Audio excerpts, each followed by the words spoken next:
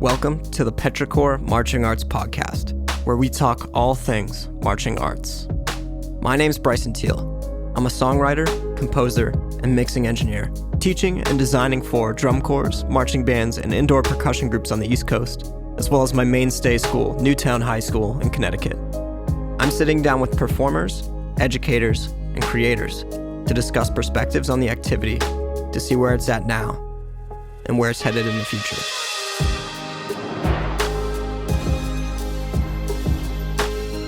On today's episode, I'm talking to cymbal player, teacher, artist, Rex Gutierrez, and we're just going through general ideas of cymbal playing in relation to his upbringing on the West Coast.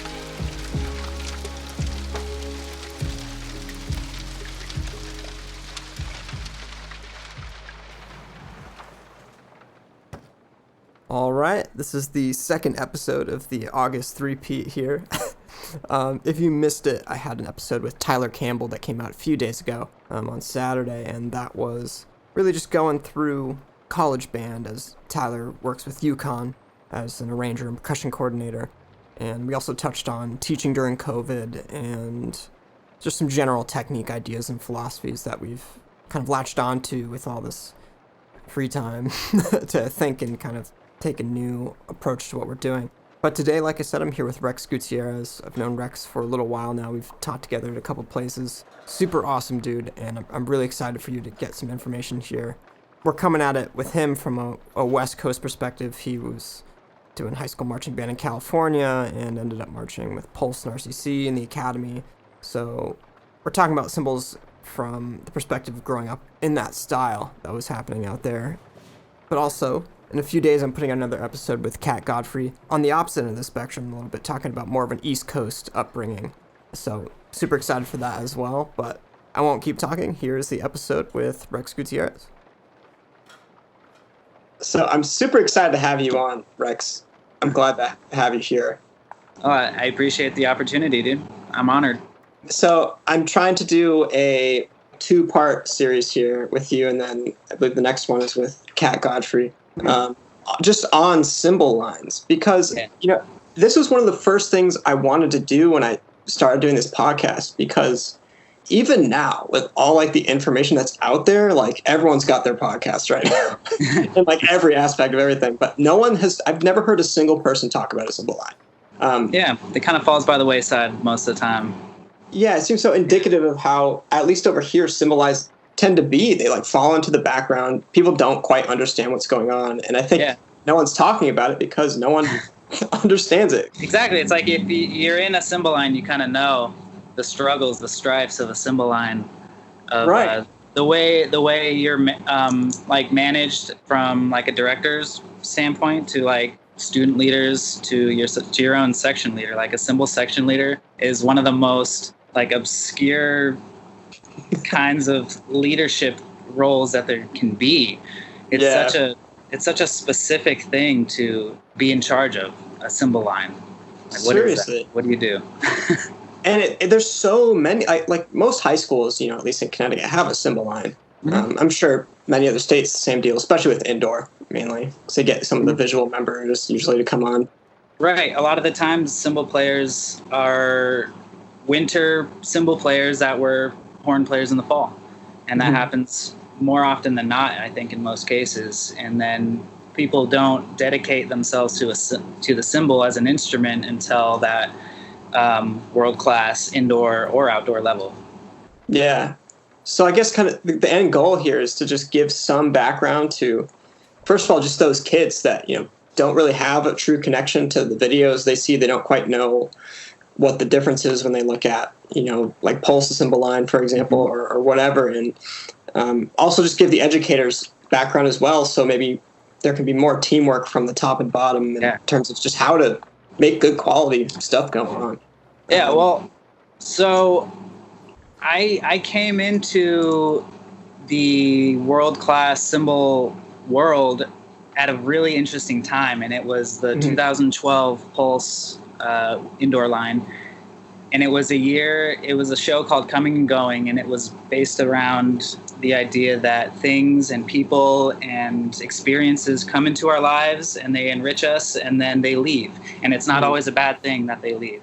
So we explored an entirely new style of cymbals, which was to us pretty unknown, except for like what we saw in videos from, like MCM, specifically MCM, but just most East Coast to Middle America cymbal technique that we had never even heard of before. So we got this.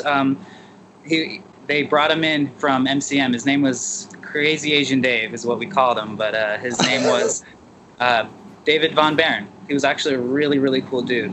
Shouts out to him. And it was the offhand style, and I think that's a pretty common thing nowadays in cymbal lines, is offhand technique. And that's to me, and for the generation of cymbal players that I came up with on the West Coast, that style was so fresh and so brand new to us, and it was amazing for the time.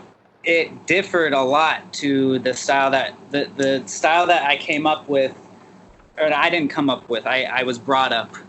I was taught by some of the greatest cymbal players that I've ever known, Phil Cruz and Pablo Rodriguez, Jenny Jackson.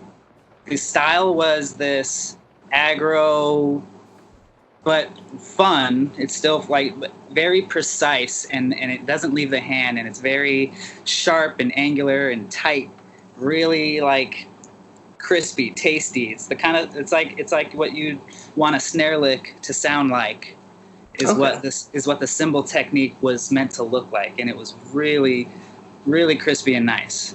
And that's like that's all I knew, really. It's all that was taught at my high school and in the lines that I was involved with. And so this West Coast style was completely being shaken up by this NCM offhand East Coast style, in my opinion. So could you go into I guess for visually, like the average person that thinks of cymbals just see cymbals that crash together. Can you kind of further define the two? Absolutely. I mean, there's even more than just those two. There's the Southern style too, which is a whole other phenomenon, honestly. But to an outside perspective, cymbal involvement in the percussion section is really based. I think it depends on the style of the writing.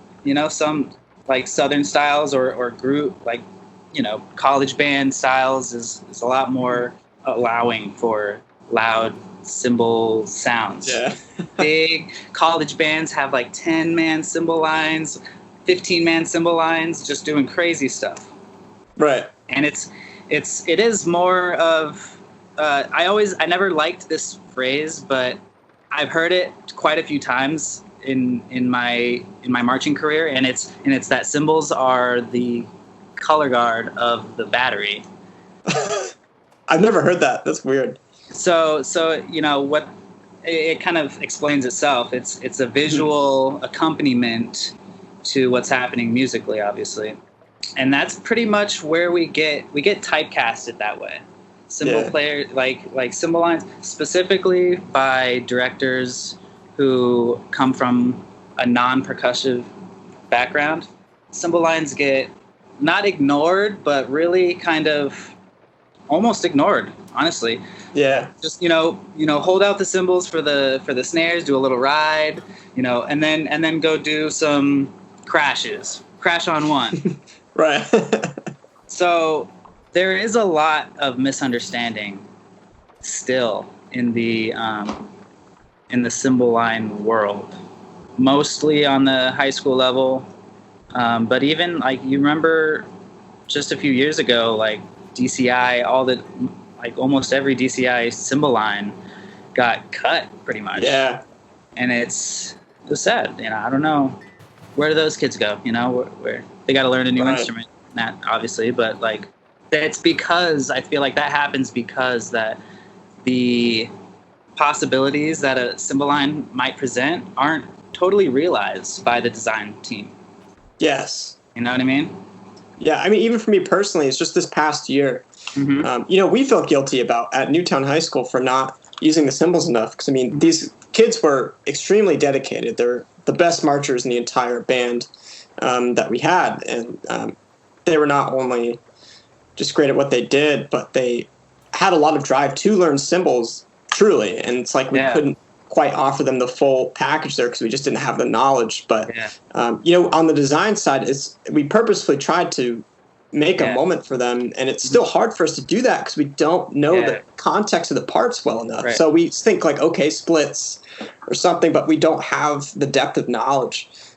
I guess the fundamental thing for the design side is like for them to understand that. I mean, you said, so there's like a Southern style, there's kind of like a college style, maybe like that Midwest East Coast thing, and then West Coast. Could you talk about kind of the first technique that you learned and how that's actually set up in comparison to the other ones? Yeah, I was a wind player in like learning growing up in like elementary school and middle school, and I played bassoon, so obviously that's not a marching instrument. I was forced to learn something new, and so cymbals was just something that I jumped into in kind of like the rush of the excitement of signing up for marching band and wanting to be in it. And I didn't really know anything about it. And the first thing that I learned being introduced to cymbals was actually how to march, and like was learning how to march. So it actually had nothing to do with cymbals, but I had to hold the cymbals, and I had to hold the cymbals a certain way, and I was being told everything, and I wasn't really given those explanations of why we hold the cymbals at this certain angle and why it's this far away from your chest, and why am I being yelled at to hold it there? Like I'm focusing on, I'm being taught how to march right now, and I'm marching like across huge lengths of field. Yeah. And I don't know what is happening as far as like cymbal technique. And that happened, and it was painful, and there's a lot more to that story, and it was just it's your first camp experience. I think everyone has a story similar to that. It shaped my vision of what drumline was going to do for me. It was because of the style that the educators who were educating me were taught, and that's how it's the lineage of the cymbal culture that actually from my lineage, my cymbal lineage comes directly from RCC. Every person that I was taught by people from RCC, and so on and so forth, and that lineage goes back I don't even know how far. And was your first experience at was it Rancho Cucamonga High School? Yeah, I was at Rancho Cucamonga High School. And yes, I was taught by Phil Cruz, and he was a member of RCC at that time. He inspired us to audition for drum corps, and it was the attitude of this hardworking. It was the stories that they told about Vanguard auditions and RCC auditions, and it was all these. It was you're young, you're this like hungry, like drumline kid who's just barely getting his feet wet, and you're rubbing elbows with like the techs are from RCC, like there goes the snare tech just finished the season at Vanguard. It's like you're around all these like great people, and they're filling your head with all these stories of tour and of camp and all these fun things, and that's really a huge thing that is embedded in the culture in West Coast for me, in my personal experience growing up on the West Coast in the drumline world, is that it was the lineage, and it's what's being passed down. It's the students that become the members of Pulse and RCC, and they go from people you look up to becoming your peers. And then those people give back to the community, to the high schools, and they there's always a teaching gig in SoCal. There's always somewhere for the educator to go to give back. I was saying, so did it feel like, I guess this is basically what you're saying, but it felt like there was always kind of, at least where you were, these top level people just keeping the ball rolling everywhere, and they're kind of like omnipresent. Okay. Oh yeah, absolutely. Keeping the ball rolling, and it it was passed down. These roles, the role stayed, but the person playing the role was constantly being, it constantly changed as the years would go on. And It was really cool. So as it pertains to cymbals, like I said, the lineage, the attitude that was passed down had the biggest difference from, I might be going off track. I'm sorry. Just no, that's fine. Side note, because I know you're asking me about specific techniques. Yeah, but I know there's like a lot of like backstory to that too. So, do you want to get me back on track real quick? Sure. Yeah. So, I mean, it seems like you were talking about kind of like some type of intensity with that, right? Yeah. I mean, I was almost run over by Vanguard cymbal line in 18 in their lot. They didn't care. I was standing there. They don't care. They will. If you sit too close in the lot, if you've been to anyone who's ever been to a Vanguard lot anywhere in the country, it doesn't matter where. Like, there's the lot with just the battery, and then they start doing book, and then the cymbals come in. Yeah. And the crowd has to adjust, and the Vanguard cymbal line comes in, and the crowd is forced to adjust. They don't say shit. Nothing happens. Like they walk in with this intense attitude, and like you don't even have to, no one has to say a word. It just happens, and the crowd has to adjust. And if you're too close, they might move. They might do a little bit of a lot drill. They might do a little movement side to side. And if you're too close, it doesn't matter. They're gonna fucking smack you. Excuse me. They're going to, you're gonna get hit. You're gonna get hit with a cymbal, and that's just a small example of the kind of intensity that was demanded of a cymbal player on the West Coast. Mm-hmm. These people would live and breathe cymbal playing, like, cymbals. They would condition day in, day out, and their move-ins would be, a month or two before the rest of the Corps' move-ins, just so they could live up to the legacy that had been left for them. You know what I mean? Right. And it's filling the shoes of the lines before you. So I'd imagine that intensity also translates into the actual playing style to some degree, right? Yeah. I would say you also mentioned just like why like you hold cymbals a certain way, as like some people just think like clapping cymbals, right? You know exactly. what I mean? And that's where it gets that's where the translations get lost from, people playing cymbals in a parade. It's like, okay, I played cymbals in a parade 2 or 3 times. I guess I can tech this brand new cymbal line for this, this inaugural cymbal line for the winter season at this high school. And it happens like that. And then that's how you see lines, no offense to them. God bless them, they're out there doing the thing. Yeah. They just have no background or and it doesn't, there's a whole other side of me that would love to say, like, who cares? Like, why is there a right or wrong way to play cymbals? Yeah. In a certain sense, I guess, like, when it comes to performance value, but for the same reason that there's a right or wrong way to play the drum, there is a right and a wrong way to hold the stick, Yeah. That's why it's not, it's not subjective. It is what it is. So it happens like that. Why do we hold the cymbals at this angle? Well, it's because we can define it.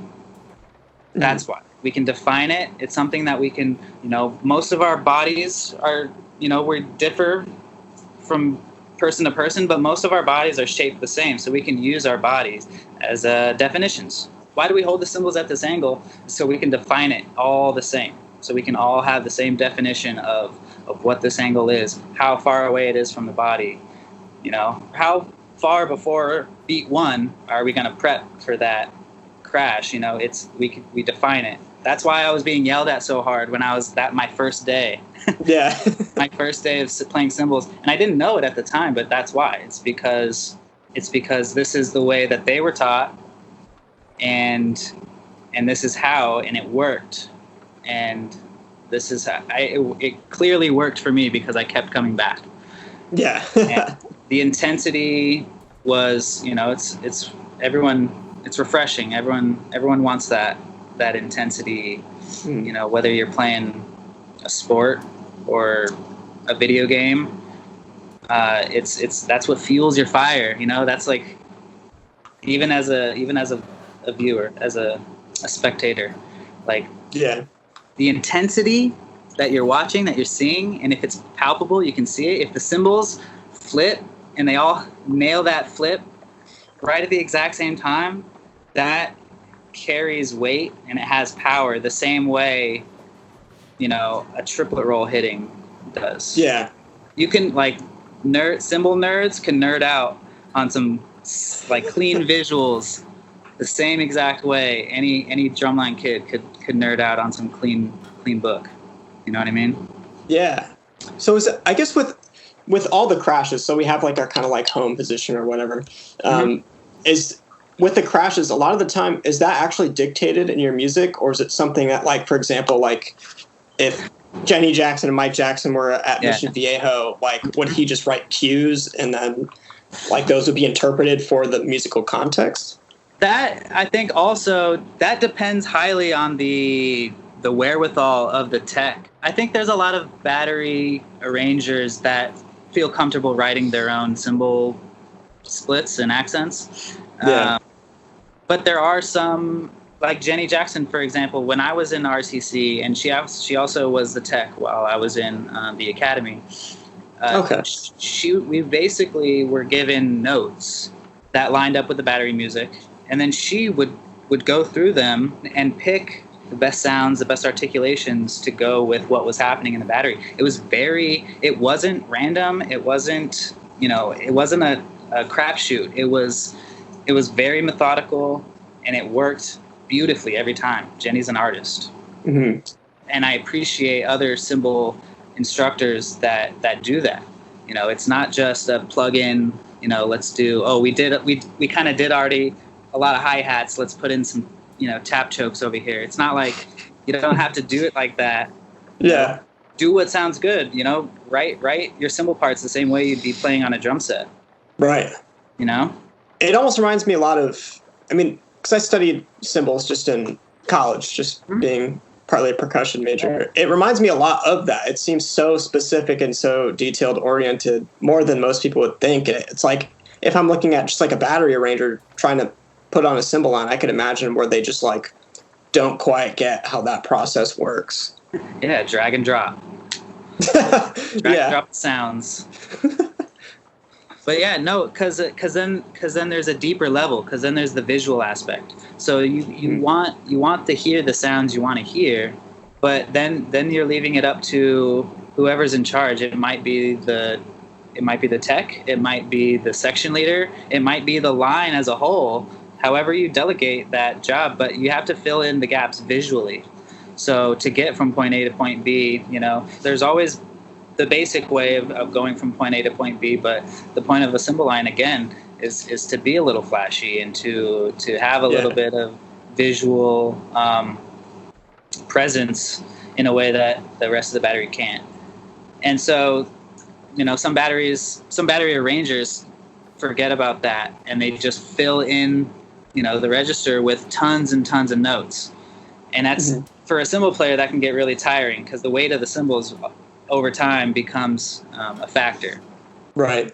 So I think a really, really good cymbal arrangement would have a good mix between like accompaniment, like accent, you know, what you would normally have as a cymbal part in a drum piece, and then the opportunities to fill in the gaps visually.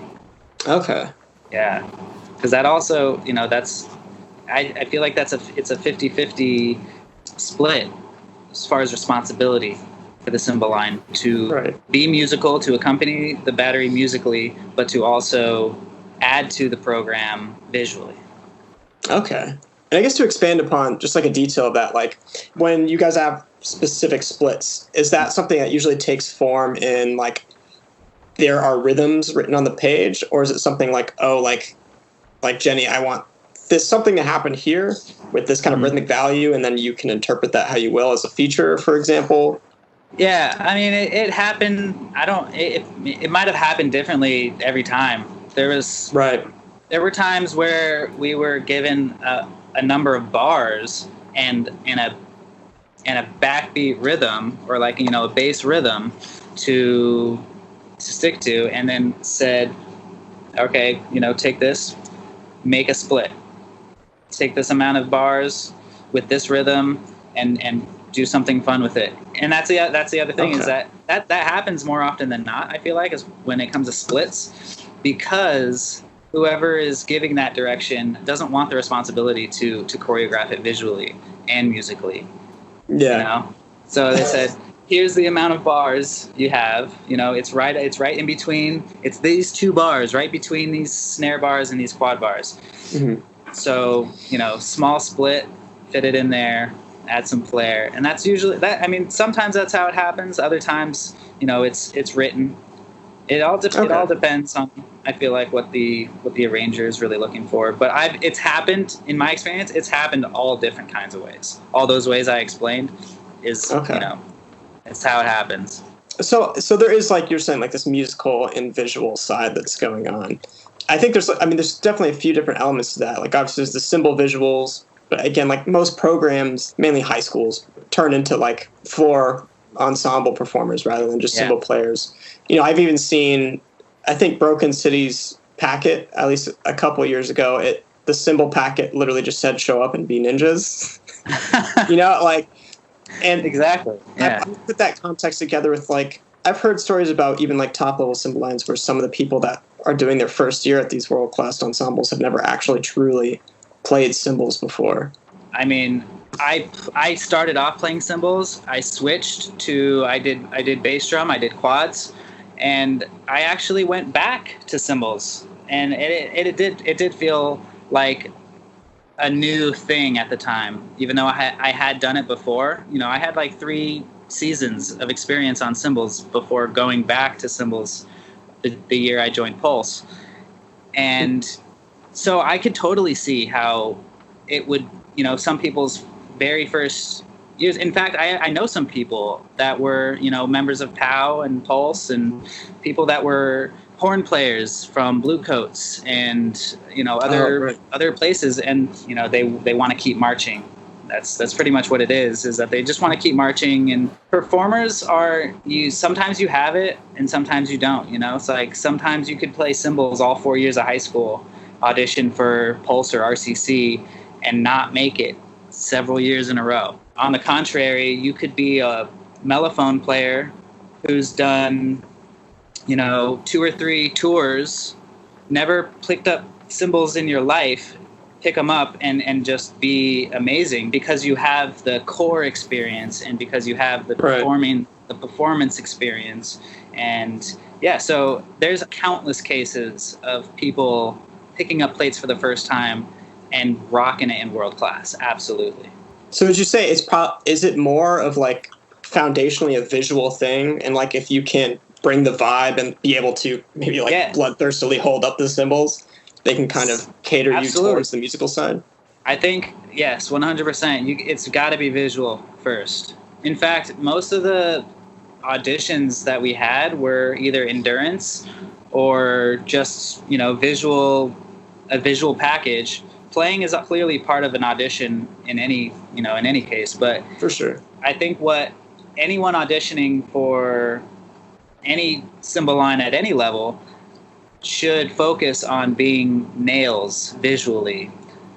Mm-hmm. And the sound quality, I feel like if you have the acuity to be precise in the visual aspect, then it's the same brain function that would attack sound quality. I think it's the same. It's probably the same brain function so I think it goes hand in hand. Yeah, I would definitely agree with that. So how do things get introduced immediately? Like, in terms of how you rehearse, is a lot of it first off like rehearsing drills for the actual visuals themselves and then separate drills for the actual playing, and 50-50, or how does that usually go? Yeah, you know what? It's kind of, cymbal sectionals are really unique. Yeah. And I feel like the closest thing to that, like I said, I've been in a bass line before. I've been in quad lines before. I've never been in a snare line before, but I feel as though like the closest thing to a cymbal subs block would be a bass subs block. You might start off clapping the splits. You might start off sitting at a picnic table, drumming the splits on the table, or drumming it on your shoe, or playing it on your chest in a circle. And it starts off like that in a lot of ways. A lot of times cymbals start off going through the music in detail, in great detail, highlighting parts of the splits and writing in visuals, like what happens where, all this. Mm-hmm. I think really studious cymbal players, their binders will be full of notes, visuals and cues and all kinds of things, because all that stuff is necessary. There's a lot of bar rest in a cymbal book. Yeah. Which typically is not bar rest. That's visual opportunity. Right. That's visual opportunity, baby. Once the actual musical side's introduced, you're kind of mentioning how it's really a creative endeavor to make sure you get the right sounds to fit on the ensemble. There's obviously like a select few types of crashes that are pretty universal, but does a lot of that have leeway in a sense where it can be...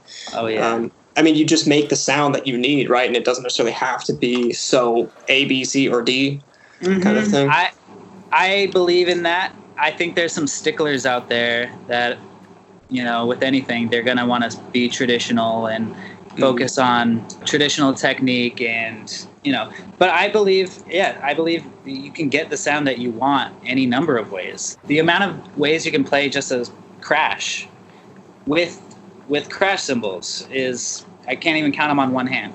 Yeah. Or, probably take two hands to name all the crashes that we could do. And then, so with any crash, in theory, you should be able to choke as well. So any technique that you can crash, you can mirror that technique with a choke. And then so you can see how the note vocabulary can just expand almost exponentially. Mm-hmm. Because of the visual aspect, you can enhance any sound you want. You can play a crash this way or this way or this way. Obviously there's flat crashes that go straight out in front of you. Yeah. And then there's all the sounds, zings, taps, tap chokes, sizzles, slide chokes, all this stuff. The nomenclature is also a very interesting part of the cymbal culture. Is the names. The names for sounds differ even from school to school. Yeah, it's crazy. The different names for the same exact things. It's like, oh, you call it this? Oh, we called it that. It's like, oh, well, that happens in cymbal lines. I think it's interesting because a lot of people don't realize like how much you can actually do with a set of cymbals in any given context. Like one of the first things I learned in college, which maybe you wouldn't necessarily see in WGR DCI, is playing Paradiddles on cymbals and like how to phrase them. And I was just like, whoa, I didn't know that was possible. He was like, I had this really old teacher. He was like 73 or something like that, but he was gnarly at cymbals. He's just like, yeah, you just gotta do it like this. And he's like, oh yeah. You can do some crazy things with those things. The possibilities are endless. Yeah, I know in classical world, obviously we have cymbal size choices, right? There's a lot of different sounds that you can get from different. Just like drum set cymbals too, it's different sounds quite literally. Is there a lot of variance inside of an ensemble and WGR DCI with the cymbal sizes? I know a lot of people. I've seen a lot of like symphonic series cymbals by Zildjian. Yeah. Mm-hmm. But is there any like specifics behind choosing cymbal sizes? Do they vary from like inside to outside of the line? I never thought that there would be so much difference from pair to pair, and I feel like the most variation that you see is size, and typically it's because of the size of the player. Right. And that's typically what happens there. But I don't always like that. Sometimes I'd wish that the smaller players would, kind of, get with it. shoulder to the grindstone and just pick up that big pair of cymbals and grow some muscles. Because the smaller cymbals, they have a brighter sound. They're gonna. You could have a pair of 14s, like for like some 8th grade kid in the ensemble, Right. And it's going to make the sound of the cymbal ensemble different because you got that, you don't have a unified timbre. And so that's something that I grew to appreciate very heavily, actually, when I was in RCC, is the attention to detail that they would give to each pair that they got and that we were using was... it gave me an appreciation for quality, honestly. That's where I learned, that's where I took that next step as a performer and started to learn about qualities in sound and cymbal. And it's crazy. Yes. So there's different, there's symphonic Viennese, there's classic orchestral, there's all, there's tons of different types. And they actually do have differences from pair to pair, like the amount of ring that they'll have, the amount of time that they'll vibrate, the amount of concaveness can have a huge effect on the amount of suction that you can have in a certain, in certain cymbal techniques like slide chokes. So like a Zildjian symphonic Viennese has like the best sizzle and suction that I'll ever find in a pair of cymbals. And then, other things sound maybe a little not so good, like a whole open crash might sound a little dark, might not be the sound you're looking for. But there's give and take with any piece of equipment. And with the different sizes, like say you have a line that just has varied size people, would that be used for playing splits? Like, would there be some kind of high to low mentality, or is it still like treated as like everyone has a similar set, but it's like slightly different tech or timbres? Yeah, I've seen a little bit of both, actually. I've seen it where the cymbal size matches the cymbal player, and that it's not really reflective in the way things are split up.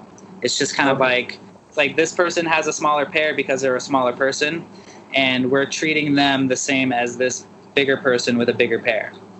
Okay. And then I also have seen, specifically in I&E, like cymbal individual ensembles. Yeah. I don't know if they still do. Do they still do that?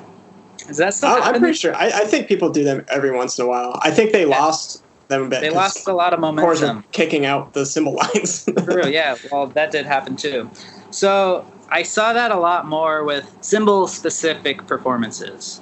Okay. Like I&Es, you'd have people playing suspended cymbal in a cymbal I&E. Yeah.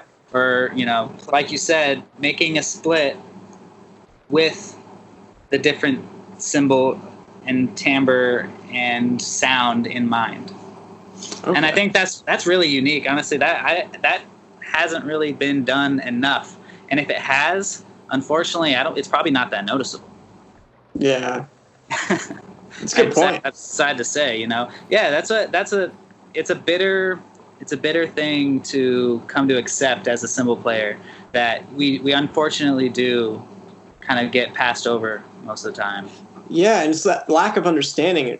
And it's what's interesting is I was listening to one of Dan Shack's podcasts with Lauren Teel that he put out the other day, and she was talking about how Troopers, Sandy Rennick would write, I think it was Troopers, it could have been talking about Vanguard, but she would write kind of stickings on the marimba that were based on classical marimba pieces. And if you know how to play marimba, or if the judge knew how to play marimba, they'd be like, oh, like I see that makes sense, because it's marimba literature stuff that any classical performance major would know.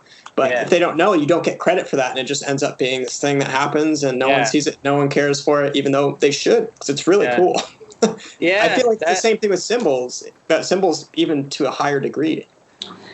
It might happen to every section, specifically when you try to pull like cool things like that, like cool Easter eggs for the audience that, it's for the connoisseurs of music, it's like, it's a treat. And I feel like that must happen to just about every section, but to a cymbal line, I think it happens more often than not.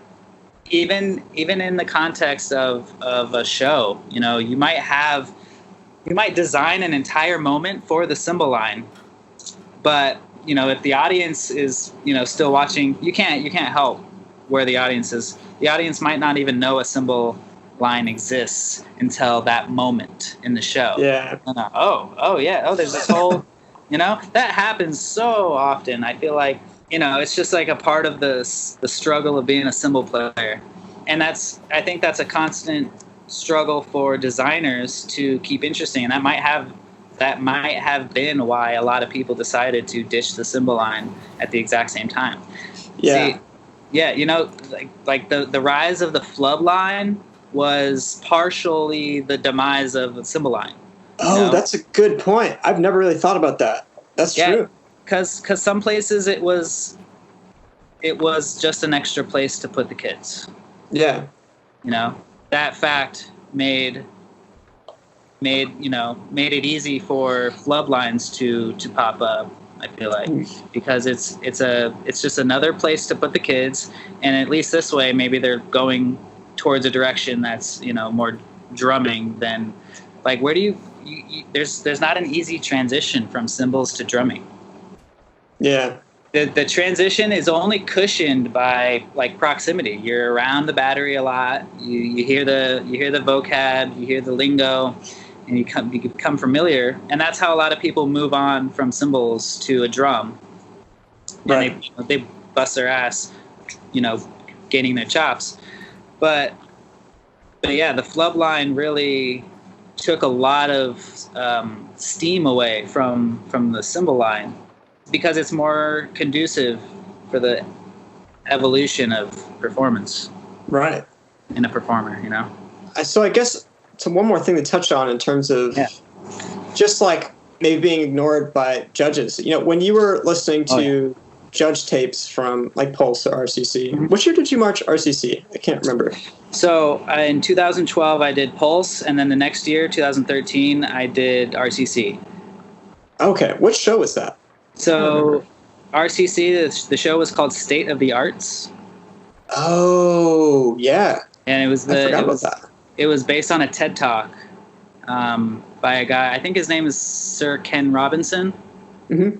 I think was the name of the TED Talk. And yeah, it was about the state of education in the world. How art and music is suppressed in the upbringing of children and stuff, and maybe it shouldn't be that way. Maybe it should be the other way around. Maybe we should foster creativity and not put so much effort or so much focus on test scores and stuff like that. That's deep. Yeah, it was a great show. I feel like even that show got breezed over that year. I mean, one of my favorite groups growing up was it 2009? That was Totem, I think. Oh yeah. Or was that 10? I can't remember. Yeah. And that's kind of what got me into it. But yeah, I would say I never really looked in more past that until this past year, where I really dug into the last show, and I was just like realized how much I liked Sean Vega's writing a lot of the time. Man, I gotta say, just real quick, working, like, I was only there for 1 year, but being able to be in a line and being educated and inspired by Jared Andrews and Sean Vega, Matt Regwa even, like, that group of educators that are, I hope are still together. I hope they're still educating together now. Were just a dream team. They were just unbelievably inspirational. And if I hadn't moved to Connecticut the year that I had, I would have finished all my years at RCC. Yeah.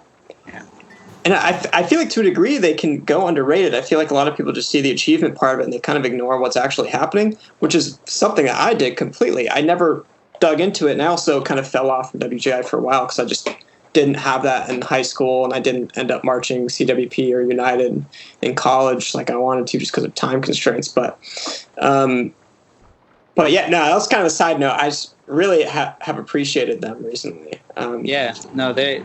Big shout out to them because they are true artists in the craft of marching percussion. And I think before I got to that, the point I was trying to get to was totally separate, but based on what we were talking before, in terms of judging, like when you guys got tapes, I would imagine a lot of the comments were probably strictly visual. I mean, a lot of the musical comments I hear from or for cymbal lines are like, oh, they're playing too loud, they're playing too soft. Right. And there's no like actual detailing happening. And especially for me working with a high school or even at 7th Regiment for a while, you know, we never got comments that were constructive that actually helped us learn anything. And not even like anything. And it was really kind of hard to deal with. And we don't learn as writers or educators on how to deal with ensembles. I know. So what can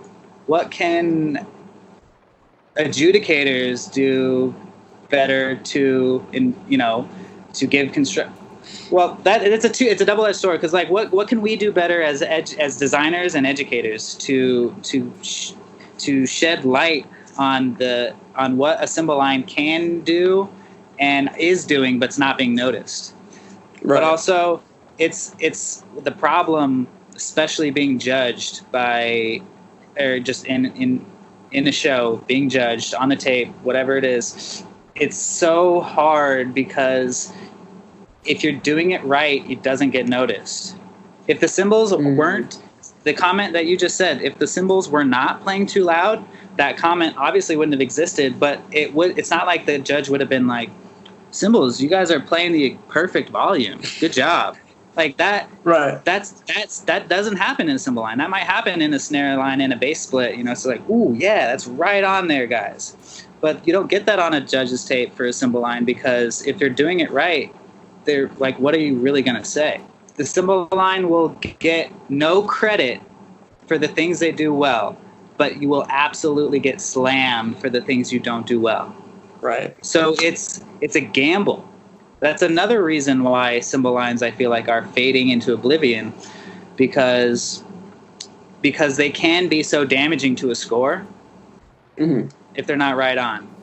And that's a risk that I think is worth taking if you can put out a good cymbal line. And that's why I say visual is the most important thing for a cymbal line, because that's what's noticeable.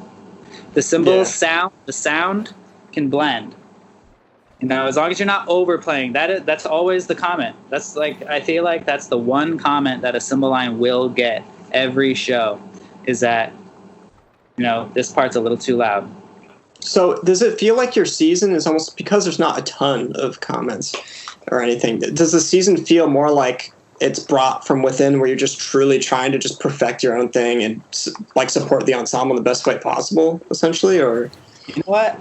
I've actually never thought of it that way, but yeah, looking back on the experiences that I've had, every season from start to finish, it's more of a personal journey and a journey as a line to perfect our show, our book, musically and visually.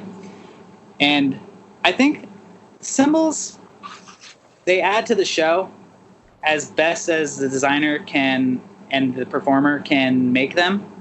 Mm-hmm. But I feel like a cymbal line really gets their best light in the lot. Yeah. And in videos, and in, lot videos, and it's when you see the cymbal line like standing next to each other, doing the splits and doing the, ripples and really cool stuff. I've always felt the best about my performances in the lot. Mm-hmm. Because that's where a cymbal line really gets the opportunity to shine. No pun intended. But cymbals, cymbal line, if they're really good, a really good cymbal line will pull in their own lot. It's amazing.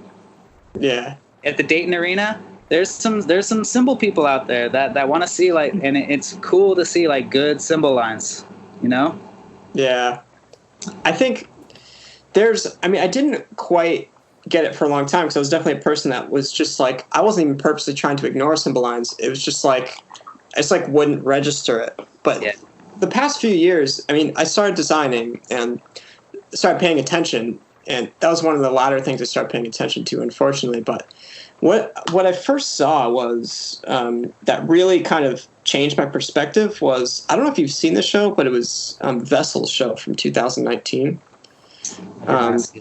So they had the show was based on the theme from the movie The Revenant. It was really cool, and they had this cymbal moment where, I mean, pretty much everything cut out, and it was just like ba-dum, silence, like da-da-dum, and it was like wind in between it, but they were treating the cymbals as if they were like fitting inside of that wind, and it was just like almost like echoes inside of that space. And like I could see the movie, and it's just like you see the landscape and you hear the landscape, and it's just like fitting inside there. And they had a lot of movement within that, but it felt so conceptual. And they even did that with the snares too, where they would have like these super light buzz rolls. And it was actually the same implementation where they would be moving around and doing the visual part and playing these buzz rolls as if it was wind. And I guess the cymbals are doing the same thing. And in retrospect, it's almost like the snares were functioning as a cymbal line. And the cymbals just had a moment that made me be like, wow. I mean, that made me want to adjust everything I've ever thought about. And then I would look at how stuff was being written in Broken City, for example, and I would realize how a lot of it would line up with the front ensemble in the coolest ways possible. Stuff I would never even think of. And I think that revitalized not only my thoughts on design in general, but just in WGI specifically, where it's like, there's so many talented performers that aren't being utilized, and there's still like a whole area that's not being used. Yeah, no, dude, it's when you have that moment you saw that cymbal effect, and it changed your perspective of what a cymbal line can bring to the table. I feel like if every designer, when every designer finally has that epiphany, the cymbal line will like be back in action and in a new way that no one's ever seen before. It's bound to happen. Like the same way that every facet of the activity is being innovated from year to year. It's the possibilities are endless, and it's amazing to see groups still finding new ways to create that effect with a line that's like, seemingly going obsolete. Hopefully not. My fingers are crossed. I'm a diehard cymbal fanatic. Yeah. I would start a religion if I could. Monks in the mountain just doing cymbals in the lot. Because to me, it seems silly that I've heard this excuse so many times that just like, oh, I just don't know what to do with them, which is like, to a degree, I understand that, but like, it seems weird to exclude cymbals just because it's like a timbre that they don't understand. It's like, there's nothing, honestly, cymbals in a gym is infinitely less weird than snare drums and tenors in a gym. Yeah. Like, you typically hear cymbals indoors anyways, and it's just feels more, to me, like idiomatic to WGI or whatever. But it really boggles my mind when people just put it to the side again because they just don't, like, it's like they don't want to understand it or something. I don't know. There's also, we've been there before, but getting back into it just for a second, it's a comfortability thing, like we said. It's just like getting to know a new part of the sound. But it's also like some designers have to like give and take where they're most comfortable, like with their skill sets. So like put the cymbal sounds on the rack. It's like, let's have a visual ensemble instead. Right. So it's like, there's also, and you might have a show concept where cymbals just are hard to fit in. And I feel like is that okay? Can you cut a whole, like, if there's a cymbal line, if a school has a cymbal line, but their winter show has a concept that doesn't really need a cymbal line, and our idea is to cut the cymbal line for this season, and then, next season we'll have the cymbal line again. is that like fair to do? Like you wouldn't do that to any other line in any ensemble. But again, because cymbals are they come from this like auxiliary background. So they're sometimes viewed as expendable, So I think I find it hard to picture, just because I've never really thought about this, but I find it hard to picture a concept where it would just be like no cymbals. I've seen it. You see like Jesus Alcantar at Arcadia, like some of his shows, like 2011. Mm-hmm. Like those shows were, I think, some of the best like high school design for indoor that stuck with me this long, at least. Yeah. And none of those shows had cymbals. And I go back and watch them, and I'm like, how? And you can hear it. There's something missing. But if the show concept somehow allows for that, it all of a sudden becomes a non-issue, Yeah. It doesn't take away anymore because the concept allowed for that absence of that certain sound. You might not even know it's not there. You might go the whole show and be like, there's something like different about this sound. This drum line sounds it's different. It's not bad. It's really good. It's really cool. It's just you might not even realize until like later. You'd be like, oh, they didn't have a cymbal line, and noticeably so. Right. And it works sometimes, it works. But like you said, it's really hard to imagine. It's got to be like a designer has to be really on it to go that deep into the the filling out the roster as far as cutting lines or not. Yeah. But that's a very specific example. Probably not your average designer takes all that into account. That's fair. For the performer's sake, we want to feel the cymbal line. We want those kids to be out there having, doing what they want to do. We don't want to tell them, sorry, you got to be in the pit this season. Mm-hmm. Or sorry, you got to fill a hole in the mellow line. Like, there's groups that function at that level because, that's what's expected of them. But as a designer, it's especially at the level that we're at. We're not going to BOA or anything. We're pretty local. We do our local shows, so it's nice. It's nice to be able to like field the performers the way they want to be there. Design the show to like highlight them as performers rather than to like highlight ourselves as artists, designers. You know what I mean? Yeah. I mean, do you see any? Is this an omnipresent thing? Like, is there a difference between the two? Well, I guess multiple sides of the country in terms of how cymbal lines are respected. I feel like there's a lot of awareness towards Crossmen, towards Scouts when they were notorious for cymbal line, and especially Vanguard. I mean, to me, it seems like they're all pretty intense. But do you think there's maybe like regional differences in terms of how they're appreciated? Or maybe just not necessarily so. Not necessarily so, actually. Now that that's an interesting question, and I think on a local level, where are the Crossmen are from Texas? I think they're originally from Allentown. I think way back because that was like a sister organization because they were part of YEA at one point. I think like way back. Right now, Crossmen are based in Texas. Yes. Yeah. So I feel like the Crossmen cymbal line in Texas would be like the shit. Those are the guys and girls.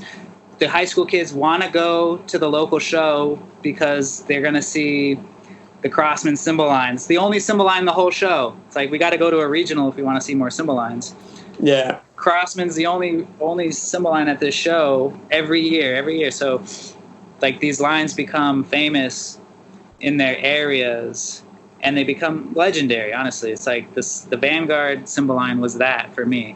Every year I'd go to the same DCI show every summer, and like year after, it was just, I don't know, it's the reputation that they carry like lasted, and it for us, as like those were our guys. You know, we'd come to that show just to see them and hype them up in the lot, go follow them down to the field, watch the show. I feel like every line must have that. Like the Crossman cymbal line is like top level.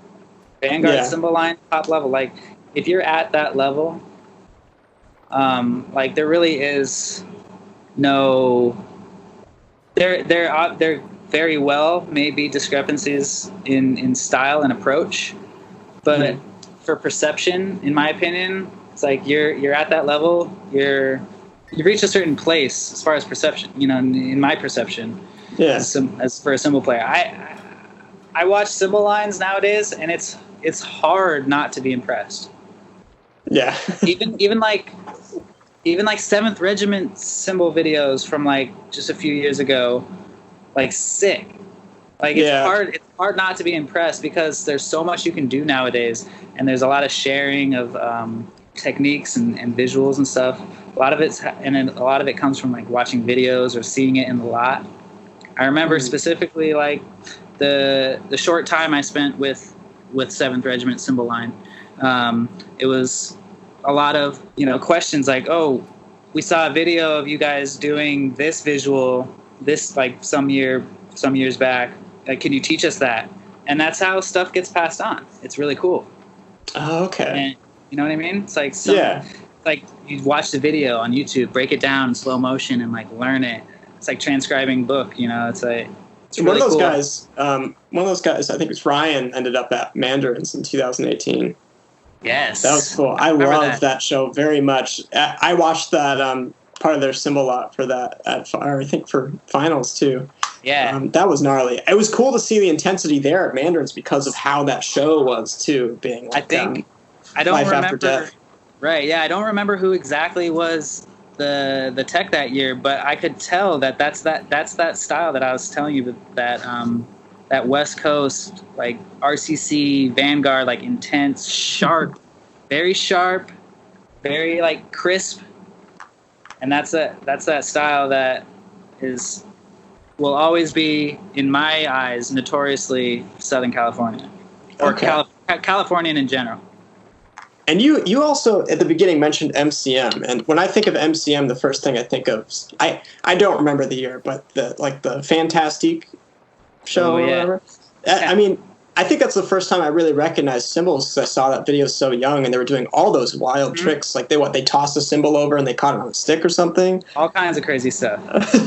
Something. So sorry, what about MCM? So you said they kind of had a type of defined style that was kind of adopted over where you were. Is that different from like the super intense thing? Like, is there some kind of quirk to it that makes it feel different? I guess that era of MCM, I don't know if it's actually the same era, but what was different about it was it was honestly completely different. It's hard to explain to someone or to anyone who's not at least a little bit familiar with cymbal like terminology, I guess. Believe it's referred to, at least when I was taught, it was referred to as offhand visuals. So that's they'd be flipping the stuff all the way around their wrists, around their heads, you know, like under the legs, off the hand, like they'd throw it up, like you said, they'd throw it up and catch it. So I've heard this before. Okay. That's all like off the hand. Yeah. And when I was taught cymbals, everything was on the hand, the strap stayed on the hand, every visual was you know, you stayed locked in.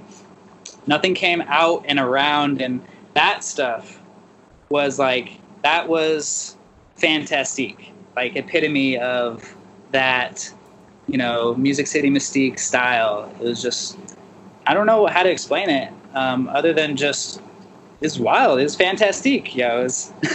Yeah, well, I guess that makes sense. I forgot. You were saying offhand earlier, but I remembered as soon as you started saying that when you were talking about literally they come off the hand or whatever. Yeah. Because Kat had described that to me, and I was just like, oh. But yeah, I guess that's what it is. Like, when I think of, I don't even know if that's the name of that show, Fantastique. I can't remember. I think it was called Fantastique, yeah. Okay. But I think of it, I mean, it was a wild show, but I think of the cymbals as being like embodying that idea. Yeah.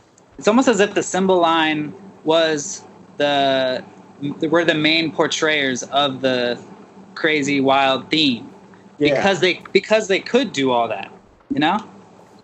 And that's like, I have to imagine that's obviously it's different, but I mean, how difficult is it to really lock in all the offhand stuff? That honestly is a whole nother level of control, and that stuff is hard to do. It's not even easy to learn. It's hard to learn, and it's really hard to do well. Yeah. And when you see specifically crossmen, their ability to be clean with the off the hand visuals is unbelievable. And that's something that Vanguard will never do because of tradition. Yeah. Vanguard's not going to go off the hand because of years and years of this lineage, like we were talking about earlier, of this style that's been passed down, these visuals that have been passed down from year to year to year. It's almost ritualistic. Yeah. In a way. The Vanguard cymbal book. The music changes, but the visuals and the style stay grounded that way. But the crossmen have this offhand ability that will, as far as I'm able to tell, can't be matched. Yeah. it's a whole nother caliber of cymbal visual control. We should when you post this, we should put links to some videos. Oh yeah, I can do that. Yeah, especially because I post these on YouTube. I can throw those up there. I have actually, because I've had to give examples of different cymbal lines. Teching here and there, trying to give examples of the differences between cymbal lines. There's some really good videos that show very clear differences between a Crossman style versus a Vanguard style, or an RCC style versus an MCM style, stuff like that. And so, yeah, with whoever is hearing this is interested in seeing the difference that we're talking about, we should post some links under there. That would be awesome. Because I get it. It's even when I talk about this, I feel like this podcast is approached so much differently because, I don't know anything, but it also does have a pseudo vague, just very cultural aspect to it that is hard to grasp. I mean, I do know some terminology, so now when you say offhand, it kind of puts some kind of memories together for me, but that's really cool. So yeah, I mean, I guess if there's more information like this out there, as more people talking about it, it'd be so much easier for people to pick up on it and then reference it in their own writing, and then maybe build another culture of just people just knowing what's going on.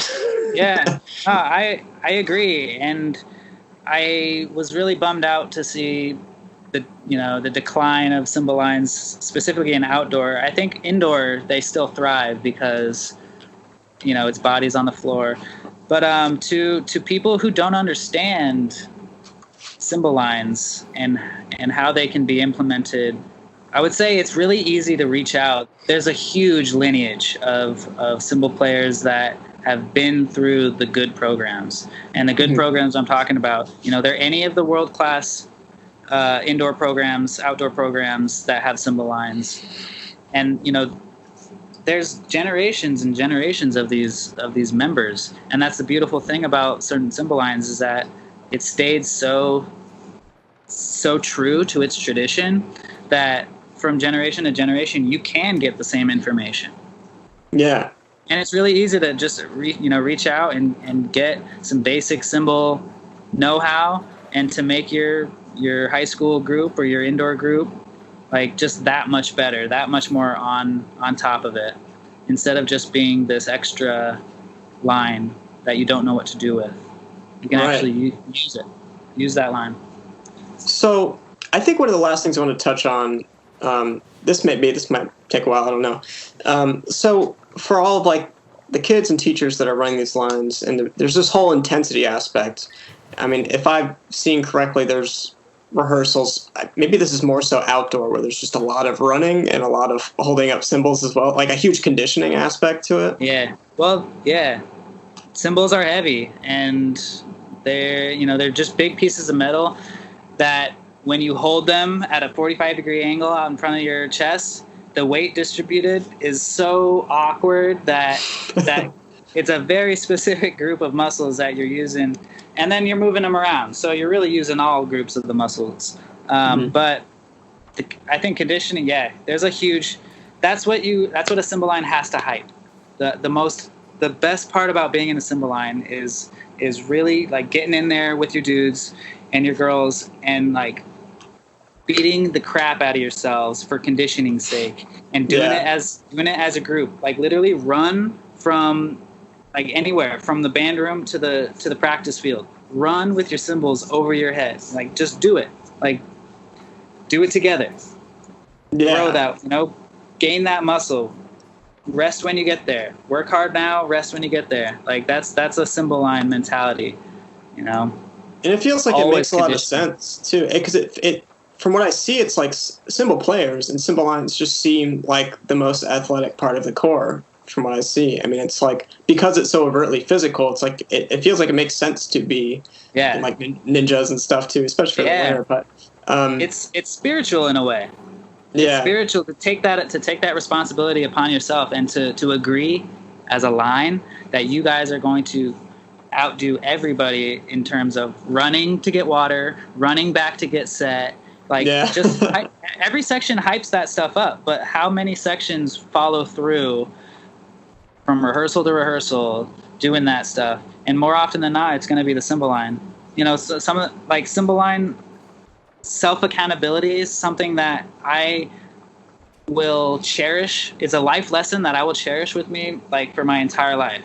And it's something like, for example, we finish a rep, stay set at the end. If there was, if someone made a mistake, don't relax. Keep those cymbals up. Hold them up. Hold them up until the section leader says you can put them down.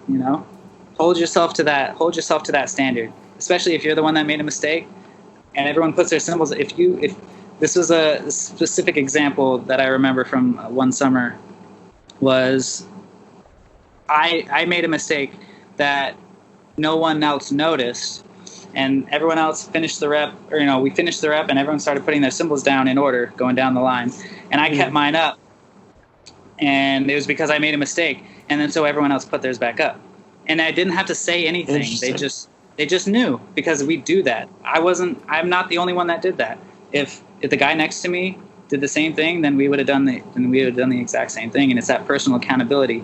If I mess up, it's like you guys all have to pay the price. So I'm not going to mess up next time for you guys.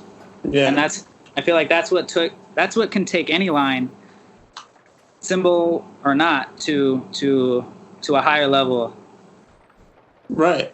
Yeah. And is that just in terms of outdoor, does that feel like one of the main focuses where it feels like more brute force, kind of like that intensity, and just indoor feel a lot different because of the choreography aspect and trying to really perfect that side? I think so. Yeah, you're right on that. With that, outdoor is way more. We're just harder on ourselves outdoor because it's just the nature. I think everyone has a harder, more rigorous time outdoor, no matter what section you're in. But yeah, that's true. Indoor is definitely a different vibe, naturally. And how, I guess, with choreography, the last time you marched was 2013 winter season, or or did you do academy in 2012 and then the winter season after that? I don't remember. I did. I did a season of Pulse, and then a season of the academy in between the winter seasons, and then a season of RCC, and then I moved to Connecticut. Oh, okay. So 2013 winter season at RCC was my last season marching. Yes. So since then, I haven't watched that show in a while. Is the choreography comparable to what's going on now? I think that was the beginning of a lot. It was before that. It was like, there was a lot of dance involved. I remember specifically the audition process was like almost all dance. Mm-hmm. And the choreography now, I would say is a lot more developed, and it's part of the design. Like you're not designing choreography without having the moment in mind already. I feel like back, kind of sometimes it was like we get to this part and this part was programmed for dance, but that dance block was choreographed on its own separately. Yeah. You know what I mean? So I feel like there is, I don't know, slight differences, but choreography was a big part of the audition. I feel like it still is and will always be. How does, especially in indoor, how does the cymbal tech usually navigate around the circumstances? Because do they end up being part of the teching of that choreography? Or like, for example, at Pulse, was it like all John Mapes' wife? Is it Rochelle Mapes? Yeah, I think her name was Rochelle. Was she just handling all that stuff and had like this visual text for that, and the cymbal tech was kind of staying on the cymbal focus side? Right. Yeah, there was very specific. Every dance. There was actually. I've only had the cymbal instructor, the cymbal tech, have to choreograph body at like the high school level. I've really only seen that. Okay. You're actually exactly right with like the world class level. There was always someone brought in to choreograph those moments. At Pulse, it was always John's wife, and I forget the name of the choreographer at RCC, but it was someone from Fantasia. And the Winter Guard, because we would both rehearse at the RCC campus at the same time. Oh, okay. So it was kind of like sister organizations, I guess. I don't really know if they're affiliated on paper, but yeah, we were always around the Fantasia people during rehearsal and auditions and stuff. So yeah, it was always it was specific. It was like outside hire type of stuff, you know. Someone brought in to design a specific moment, and cymbal, as it would pertain to a cymbal visual, that would kind of just be up to the tech to like fit it in. Oh, okay. How, you know, if they're playing during the choreography, then you work with it that way. If you're doing visual, then you have a little bit more opportunity to embellish the already defined choreography, whatever you were given. Yeah. No? I don't know if that answers your question. No, definitely, yeah. Sorry. I sidetrack myself very easily. So do I. But cool. Yeah, I don't know if there's much else pertaining to cymbals that I can ask you, just because I don't have enough knowledge. I probably will end up watching this a couple of times and kind of formulating more questions. Feel free to ask me more questions. We can do this again if you need to record anything else. Yeah. Yeah. I guess I'll ask you a couple other questions to end this out. First of all, so you have Slop Haven. You would refer to that as a clothing brand, I guess? Yeah, I call it my art studio. So yeah. I do produce articles of clothing for the most part, but I also do like, you know, physical art wall pieces and, you know, mini sculptures and stuff like that. Slop Haven is the name of my art studio. Slop Haven, it's been my little side project for the past maybe 5 years, I think. Okay. You've had a couple collaborations with marching programs, right? Yeah, I was doing well for a while. I still produce. This is my biggest pride right now is I produce the Jones jerseys for Santa Clara Vanguard. That's dope. And the Vanguard Cadets. So, and that's been my gig since 2014.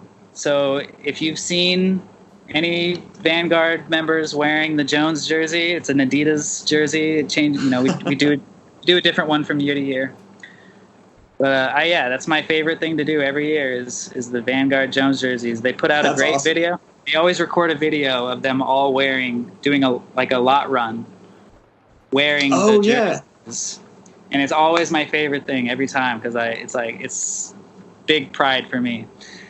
But I also used to I worked a little bit with Well, I say I worked with them, but I didn't. I know Dan. I know Dan Shack, so I worked with Carolina Crown for a little bit. I did some of the Royal Snare jerseys, and outfitted them with the Fluent hats.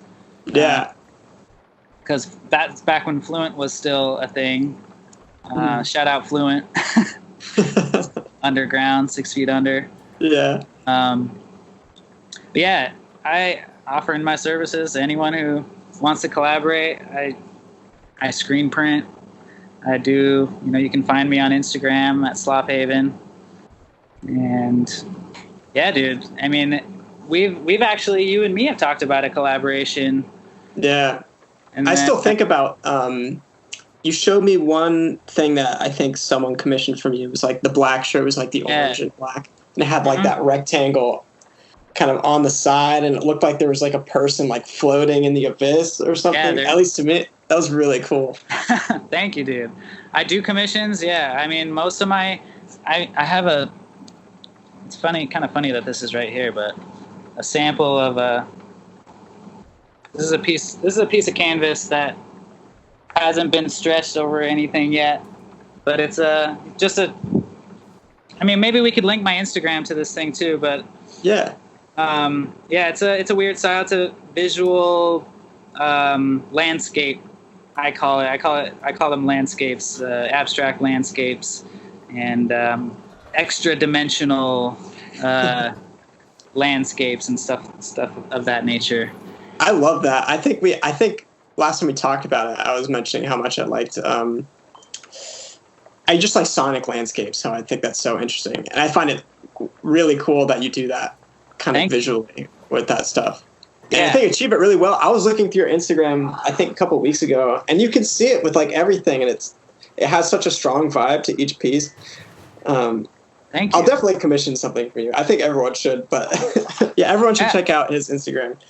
I appreciate that a lot. And actually, sound is.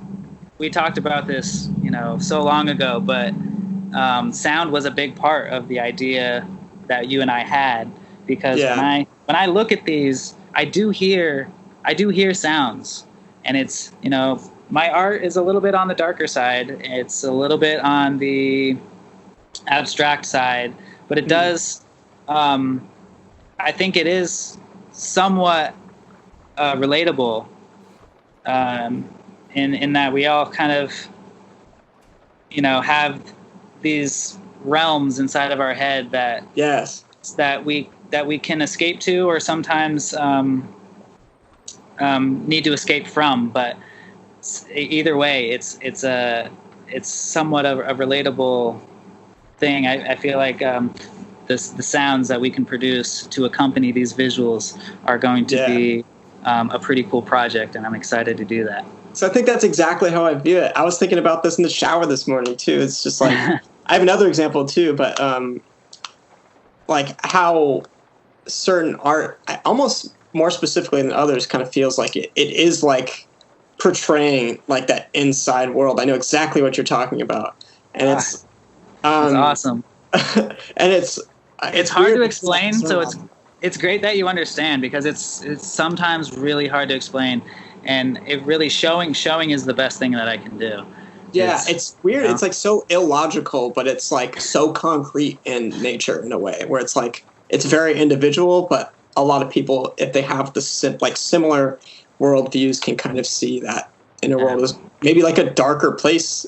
And maybe it's not always dark like that, but it's just like it's still like that. I don't know, but there's beauty in darkness, honestly. And I feel like there's parts of our psyche that we're all a little afraid to explore sometimes. Shadow. And it's not always a bad thing. And yes, my art is a little dark, and but it's not disturbing. I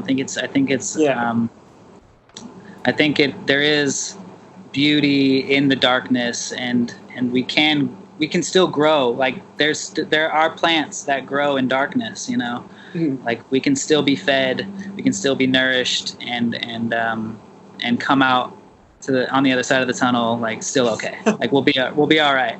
I think we're all gonna be okay in one form or another. There was there was an example I was thinking about very specifically this morning. It was we might have talked about this before too, but it'd be cool to explain this just for other people too, because I think it relates back to the future of design and stuff as well, kind of just individuality in general. But it was just the music for the movie Interstellar. The wild part about that music is that Hans Zimmer didn't know what the movie was about when he wrote it, and it's like when you hear it, it sounds like religious. It sounds like otherworldly and this like huge feeling. But Christopher Nolan, the director and writer, just gave him a letter in the mail. Said like, hey, I'm writing a story that's about a father-daughter relationship. Write something about that. And he wrote that. So that was like his interpretation of his relationship with his son. Wow, I did not know that. That is an amazing story. It's wild. That is crazy. That music, that is one of my favorite soundtracks, and it's because yes, it's spiritual. It's stirring. Yeah. And it's like in the movie it relates it to space and how it's like this whole ambiguity and like how the fifth dimension almost feels like it could be like the presence of God and stuff. Yeah. But it was derived from just connection from person to person. Yeah. That is just beautiful. So weird. It's amazing. I think there's something else I wanted to mention about that. I don't know if I can remember it, but yeah, it's just that like stroke of individuality with like basic concepts. It's like parent-child. Mm-hmm. It's like it's not like that hasn't been done before, but it's like doing it in the most unexpected way. And I think, like I said, it's like you can't always just logic your way into that. It's not like data points. It's just occurs. Yeah. You can't just plug yourself into those feelings.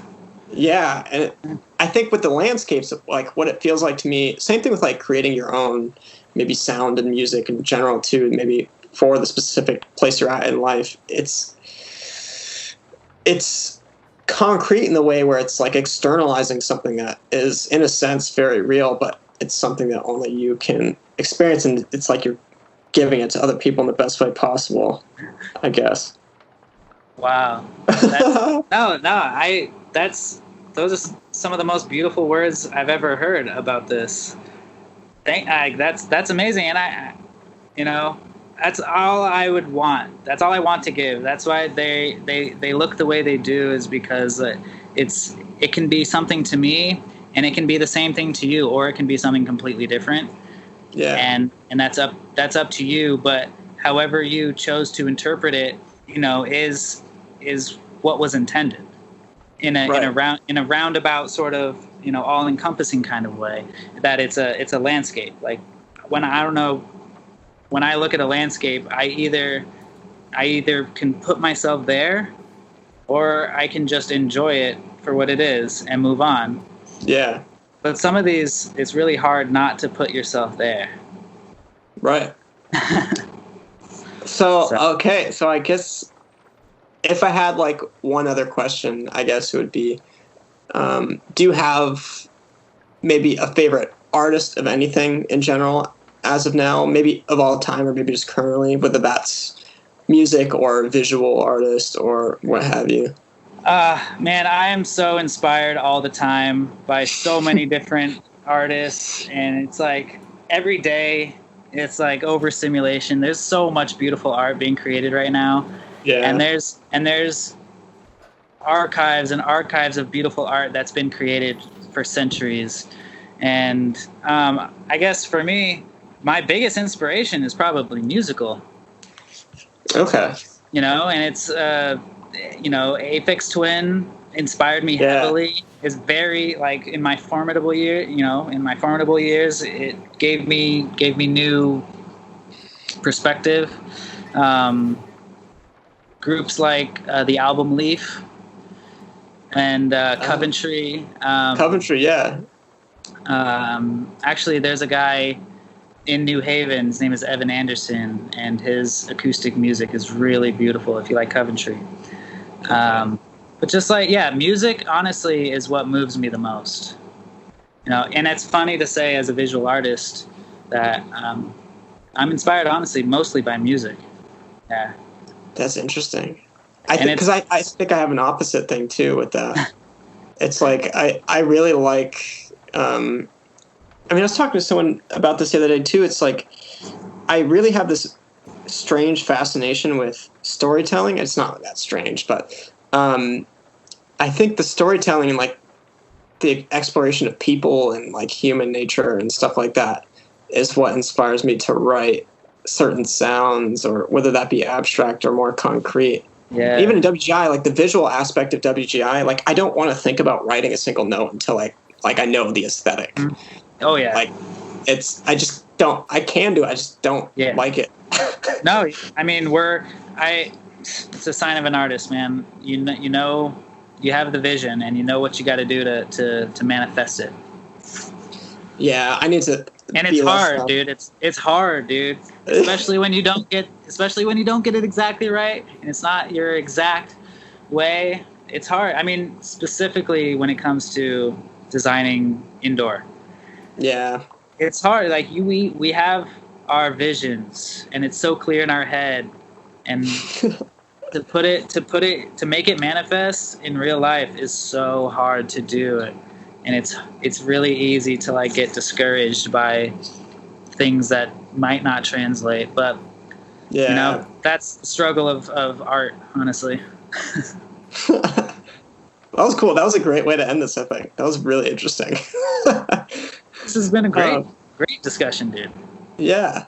It's been so long since I've thought about like the nitty-gritty aspects of cymbals, dude. Crazy. Yeah.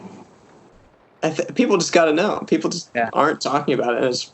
I find it kind of strange that no one's really doing anything about it. Maybe we can get a hookup with C-Vine or something. That'd be awesome. Yeah. Chelsea, right? Shout out Chelsea at C-Vine. Yeah. But cool. Yeah. Is there anything else that you have? I mean, otherwise, I think I'm good.